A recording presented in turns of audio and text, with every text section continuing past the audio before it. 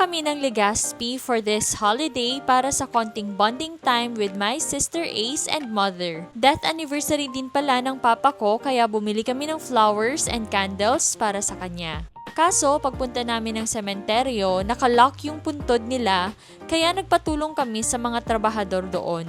Buti na lang, merong nagtatrabaho sa kabilang mausoleo nung time na yon. Finally, nabigay na namin yung flowers kay Papa and nakapagtirik na din kami ng kandila and nakapag-pray na din kami para sa mga souls nila. Ang problema, nakalimutan namin bumili din ng flowers para sa lolo at lola namin na katabi lang ng puntod ni Papa. Pagkatapos naman, dumiretso kami ng Legazpi para kumain ng lunch.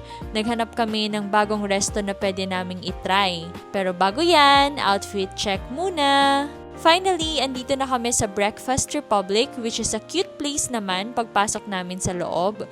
Based sa review sa TikTok, okay naman daw yung food kaya excited na kaming itry lalo na 2 PM na kaming nakapag-lunch.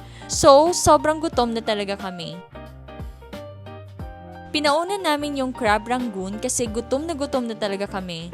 Okay naman siya, masarap yung feeling, lasang-lasa yung crab and cheese sa loob, kaya nakailang piraso din ako for appetizer.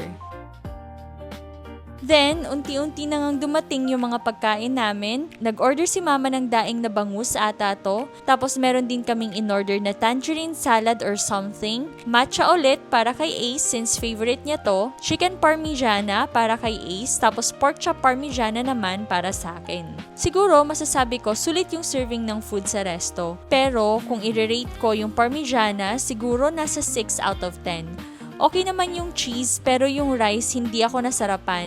Hindi rin nakatulong na maraming langaw sa loob ng resto, although nagsindi naman ng kandila yung servers para sa langaw.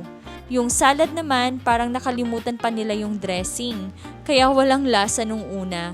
Then eventually binigyan kami ng vinaigrette pero since hindi ako fan ng vinaigrette, hindi ko siya masyadong na-appreciate. Hindi ko lang kasi sure kung ibang dressing yung nabasa ko sa menu nila for this salad pero hindi ko na kinonfirm.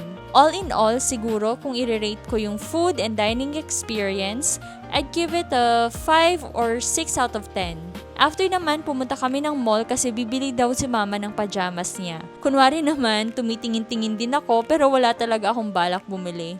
At eto na nga yung binili niya na pajamas. Then, naisipan din namin bumili ng pasalubong for ourselves ng brownies dito sa Brownies Unlimited. Wala kasi nito sa Naga. Tapos, eto na nga yung mga nabili namin. And then, ready na kaming umuwi ng Naga kasi may pasok pa ulit bukas sa work. Thank you for watching this video. See you sa mini next vlog!